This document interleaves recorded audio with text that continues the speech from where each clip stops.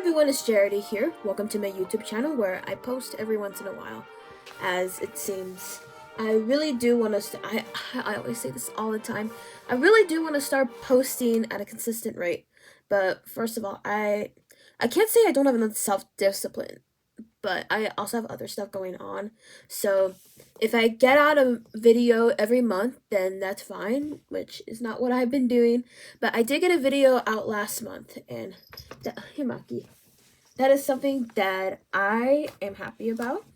Um, I think it was like a vlog or something. I forgot what it was. That's how long it's been. But yeah, I do want to post more, and yeah, I don't think I have the ability to stop the video on here on my iPad. But ah, I love you, Maki.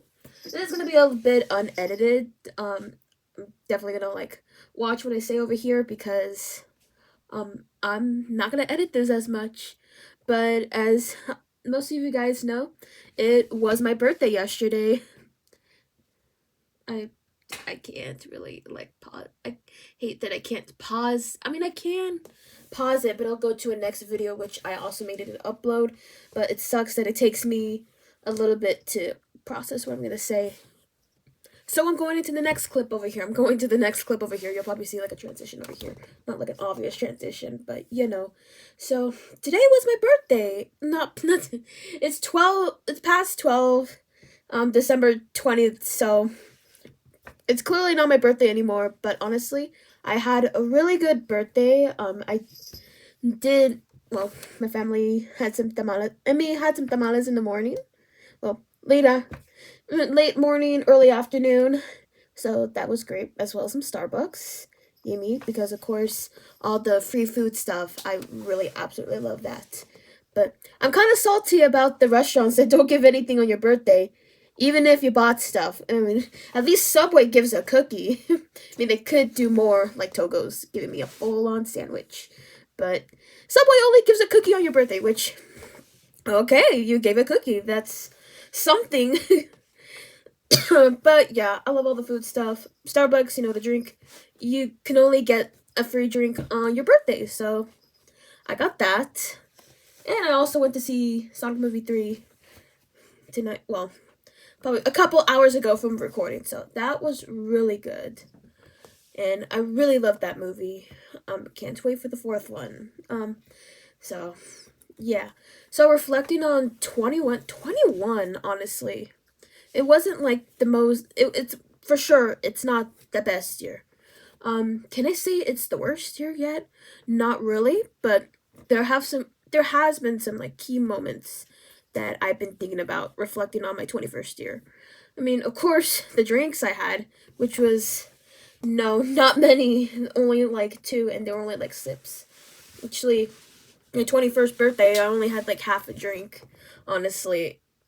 And I just did not want to touch it. It's not that it tasted bad, but I'm like thinking of like the bad effects of like alcohol. Not to say that just because you drink doesn't mean that you're a bad person whatsoever, but I just do not choose to partake in it. I also found out by myself that I just I don't like clubs. I mean it's not like I absolutely hate clubs, but I'm not really interested in like the nightlife. Like there's too many loud sounds. I don't really like bars too much just cuz I'm shorter than everyone else, and I don't know, I just feel 15 in a 21-year-old's body going around like, I don't know, lost at a bar. So yeah, we only went to like a bar like once or twice, I'm pretty sure. So yeah, I don't really like the nightlife. So that's that. I also found out that I was gay, or I am gay. I'm actually pansexual, and it was along the course of this year. Um, I I don't know what it. Okay, I don't know how to explain it as well, but I'll probably think about it. Transition clip. I kind of thought about talking about this like a while back, but now I feel like I am comfortable with reflecting on myself and how this went. Yes, it really was unexpected. I really thought that I was gonna be okay the rest of my life. Not needing a partner in life as like a husband or a wife or anything. But I think all of a sudden in like college, I don't know. It probably went from wondering why am I nervous around this one person to oh my gosh, is this what a crush feels like? So I'm not saying who or anything in this video for privacy reasons, and I just don't want to say who. But um, yeah, that's how I found out I was queer. Yeah, and it was really weird because it was a female, and I'm like, oh my gosh, I cannot believe that I might like someone and it's female. So I thought I was bisexual for a while, and then figuring out other people, other other places, and some of the people that I thought I might have liked or I've seen are okay. I'm not saying the full details on like where I looked, but some of the people were non-binary. So I'm like, bisexual, two genders, pansexual, pretty much anybody. So pansexual just fit me best, and yeah, been that ever since. I mean, at this point, I mean, I'm pretty sure I'm still like a gay bee or a new gay, a new queer. But honestly, I found it so much more fun than being straight. Like, and I've also been like noticing that when I watch like TV shows and media, which I watch more YouTube than Netflix, but I have been watching. Well, I haven't watching. I watched two shows, you know, on Netflix, which is surprising because I don't really watch much on Netflix. But Heartstopper was one of them that got me thinking, oh my gosh, I like queer romance better than straight. And I like queer kissing than straight. Not to say that both aren't good. Both are real. People could like both, and people could like one or the other. I just like queer couples better. But straight people could still have a happy life, clearly. Um, I've also watched Arcane, which it's not totally encompassing yeah totally encompassing the queer atmosphere, but there is like a queer couple or two that I really really like. Oh my gosh, like the one lesbian couple that was on that show Arcane, oh, so good. Yeah, I'm like rooting for the both, and it's also nice to see like the different complicated like storylines and relationships in that show in a dystopian. I think it's dystopian in a dystopian kind of medieval atmosphere, and it was just really cool to see. And it's like every episode, I really wanted to see what's next. So yeah, those are two shows that I watched this year, both at the end of the year. So I'm like, yeah, and they were coming out with new seasons, so big win. I still had a lot to watch, but they were really, really good shows that I like really, really wanted to see what's next and just couldn't stop watching. I think I also got to talk about my hobbies too, because I mean, of course, I always will love all my hobbies. I mean, I have several, but I just wish I would do like more of them. The production wise, for music production, I did put out songs that I'm really proud of. See, there was one in February. That was like a 5 or 6 minute song. Flare. I don't think it needed to be that long, but I was really proud at the time. And then it's like afterwards, I listened to it, and I don't think it completely sucks, but more stuff could have been better. And then we have Labyrinth in June, which was a whole mess. And that one I tried to get a collaboration on, and I was just too awkward in there. And it was not the collaborator's fault. They were they are still so talented, and I admire them very much. But I feel like I'm just too awkward for collaborations, and I'm just embarrassed about like the way that the way that I might have responded to things or something like that. Um, but Labyrinth, I'm really proud of like the production of. I feel like I really got more of the atmospheric like vocals that I liked, as well as the instrumentals. That's what I really liked. And yeah, I was just really proud of that song in general until this point. But I think I still like the song for what it is. And yeah, I just gotta get better at producing.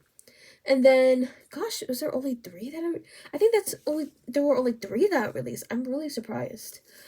And then afterwards, we got Girl Love. Now that was about my first crush, which was pretty insane. I'm not gonna. Well, of course, I said I'm not gonna say like the full like what it was about, but you guys could probably tell the vibes. I wanted it to be like Paramore's Misery Business, except Misery Business is like, I want to get the guy. I'm gonna steal your guy, and I don't feel bad about it. Or my song, Girl Love, is like, oh, like this girl. Oh, she's got somebody. Okay, I am not gonna ruin that. I wish the best, but still, there's the feelings. But wish the best. You know that kind of vibes. So, and it was fun to do that one. That one came out on a whim. That one was a fun song to do. I didn't really do a good job of promoting any one of those, let alone Girl Love. So I really want to start doing that, as well as push more videos out for you guys on YouTube to get more traction on those songs, because that would be a huge help if I did that. And of course, with dance is one of my loves as well, but it doesn't take priority in my life because the the lengths that you have to go to becoming a professional dancer and the costs are just not worth it for me. And I'm nowhere near like the ideal like physique of a dancer, but there doesn't need to be like any physique to be like a dancer in general. It's just that the expectations for like dancers are like pretty high and very specific. And I don't think I have enough like knowledge of the technique to actually teach a dance class, alone teach little ones. I think I could like teach like other people other stuff, but maybe not dance.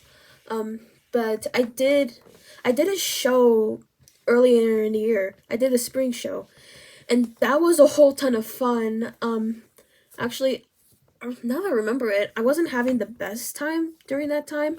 I forgot what I was feeling, but I don't know, for some reason, for like the beginning of like tech rehearsals, I felt like I was just going through the motions because I don't know, I like dropped like some classes at that time or wasn't doing well on some classes at that time. And yeah, college is just very hard for me for some reason. Well, not very hard. It shouldn't be very hard. But I think I just need a little help in some areas. But for the dance showcase, for like the beginning of like tech rehearsals, I wasn't having the best time. Not because of the dance, but just like other stresses in life, pressures. And yeah, but dance just felt like an escape from that as well. I was always happy to be there, even though even though I would probably not know like how to act, or I don't know. I don't know if I come off as like very standoffish in real life, or I don't know, but I always try to do my best to like, I don't know, put my best foot forward to, I guess, be a normal person in a sense. And honestly, my one huge regret is not talking to a lot of people there, because I think with the aforementioned ASD that I might have, which I wish it was confirmed. I really really wish it was confirmed, but for reasons can't be confirmed yet. But I feel like with that comes with social anxiety, and I don't have it diagnosed, but I get nervous a lot of the time with new people, and I guess I never really made attempts to like get to know some of the people there and just have like real conversations. So yeah. Okay, I cut to the next clip because I just came from the restroom and getting ready for bed. Of course I'm not already. This is not my PJs, but yeah. I'm not gonna say, I'm gonna continue from where I left off, kind of, but I think what, no, I think I definitely learned that.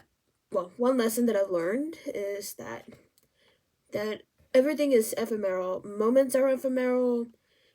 Sounds are ephemeral.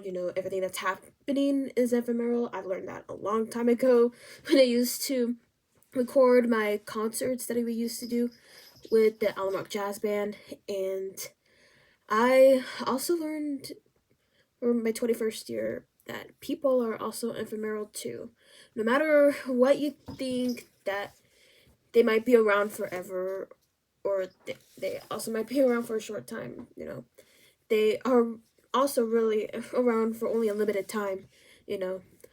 I know what I know some of my best friends from high school and my best friend, they're gonna be around for a lot longer, but you just never know about anybody. And I found it true for the people that I met at my college dance program. There were amazing people really interesting people that I probably would have loved to get to know if I wasn't as reserved. But of course, I don't dance at the same dance program anymore, and I don't see him pretty much at all, you know.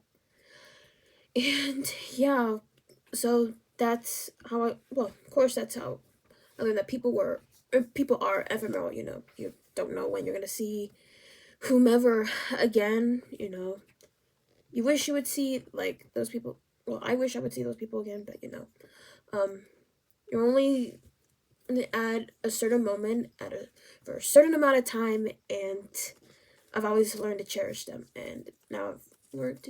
It's not that I haven't cherished other people before, but the way that I see like moments of time with the people that I care about or the people who I find interesting, I think about differently because you just never know when you're gonna be around those people again.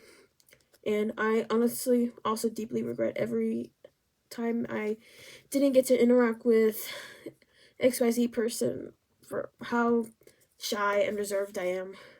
And that just really sucks. And what made that lesson real, like, it solidified was from the Billie Eilish concert that I just went to. Oh my gosh, it was so cool. I'll probably talk more about that in a separate video because I did take more footage of that while I was over there because I just had such a fun time there. And again, a Billie Eilish concert, a moment in time that I'm never gonna get back. Where I'm in the same room as Billie Eilish and only probably like a couple hundred or 1,000 feet away from her. And I don't know, that just felt so surreal. But also, the fact that, of course, and of course, the people that I met, and unfortunately, will never know when I'm gonna see them again. They know my name. Where I might have met them from. Billie Eilish, she's probably never gonna know my name. You know, well, I could make it sound as depressing as it is, but it's like, what are even the chances? She's never gonna know my name. She's never gonna know who she is as a person. But it's like I always am gonna know who she is. Well, I don't want to say I know everything about her. She's a celebrity and she deserves to be a person too. But the audience, knows more about her than she will ever know about us, and that just really sucks because um I feel like if she wasn't famous or if it wasn't unattainable, we would be really good for we would she would be a really good friend. I would be a really good friend to her. But as silly as it sounds, but um yeah, they still don't align, but that's okay because there's always gonna be like people who you would never meet in your lifetime, and that that sucks, but it's just reality. So yeah, the people are in for Maryland, and you're not gonna meet everyone in the world, and yeah. Something that's also been hard in my 21st year to deal with is the topic of mental health. And I've been learning how to like deal, basically deal with myself. Um, the beginning of the year and for the past like 5 6 years, I've like really accepted myself with my autistic identity, and I was just really really proud of it, because I don't think I would be the same person without my neurodivergence. And yeah, earlier in the well, of course, summer, you know, since college is really hard, I thought to investigate if it's ADHD, because I've always had these like I not always, well, I've been starting to like, well, of course I watch like YouTube videos and like TikTok videos, and every time I see those, I think I see a bit of myself in them. The procrastination sucks, me managing a household, I suck at chores and stuff. For homework assignments, well, especially these days, I rarely turn them in on time, and that's always been the same since middle school, when you're, well, even earlier, like elementary, that I never turn in any, not never, I like almost always turn in everything not on time. And yeah, just disorganized in general. If you see my bed over there, actually, I think it's on this side, but I have it pretty covered up. I have like piles of clean clothes that, a pile of clean clothes that I still need to fold for the past 2 to 3 weeks. So it's pretty bad. What else? I'm pretty much late to almost everything, and it's probably not really changed much, to the point where in high school my music director made me write a a large paragraph on the importance of being on time. And I think the thing is that I think I do, like, of course I know, the expectations, you're supposed to arrive to your job on time, the importance of being on time. I want to be on time for things, but I don't know. I'm not sure what exactly it is, but for some forsaken reason, it never fails. And most of the time, I used to arrive to school not on time, like whether it's 5 to 15 minutes late, which sucks because I always want to be on time. But it's ironic, I could just never be on time. And I almost had I remember almost having like a meltdown, like trying to write that essay too. So I constantly see those symptoms, correlate them to, and they correlate to ADHD symptoms, not the hyperactive type. I never really been a hyperactive person, except for like very very few instances in my life where, I don't know, I could get. I think there was one time where I was like waiting in the ER, not for myself, but for like someone else. And I was like, "Oh, you could do your homework in between." I'm like, I cannot concentrate right now. For some forsaken reason, I cannot concentrate. And then afterwards, I was like bouncing off the walls, doing something. I'm like, what the heck is that? Where did that come from? So, yeah, I'm not. I know I'm probably not hyperactive. I think I'm more of the inattentive type, where I just have trouble managing things, managing organization stuff. Always like, no, yeah, most of the time being distracted instead of like doing homework. Yeah, and I just wanted to learn that apart about myself. And um, I think that one doctor's visit that I mentioned it. I thought you needed a primary care visit to get like referred to like a psychiatrist or something. Turns out you don't. In my case, I could have just went straight to like a psychiatrist and stuff, or a psychologist or whomever. But during the time, I decided to go to like primary care physician first, and that's when I learned the difference between an educational diagnosis, which is unofficial, that's the one I have, and then the medical diagnosis, the one I don't have, the one that has tests done by medical professionals. And it was it didn't really hit me until I went out of the doctor's room that it's not a for sure that I'm autistic. And that honestly really hurt the most, because I don't know who else I want to be if I wasn't me. And I just felt like that part of my identity was like jeopardized, and it was like a full-on identity crisis. And it, even going on to now, it just sucks, even though I think I have more of a grasp of like what it means, and I think I accept it a little bit more due to the fact that I, and this is from my experience too, that the tests are super inaccessible. The way to go about it, to ask for help, even for the insurance process, which mine's got denied, it's not neurodivergent friendly whatsoever. I'm just really glad that the clinic gave me more time to think about, like, is the test right for me? Well, of course, no, is the should I go forward with the process? Me taking my time on like the tests, which, thank goodness, they were patient about that.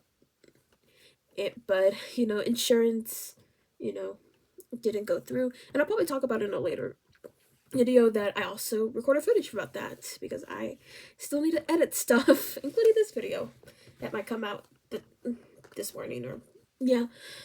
So, a lot of stuff really, and I'm not gonna be too specific on like what insurance I have, but it's the one where they wanted to put a time limit on anesthesia, which now hearing that news makes me think, um,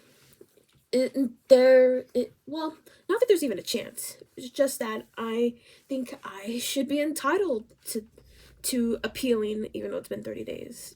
I still probably thinking of finding a way to figure that stuff out. And yeah, because I think I now realize that the insurance company, I mean, think I'm only gonna talk about this part briefly more, briefly a little bit more, but the insurance companies don't have an idea on like what my day-to-day life is and what my struggles are.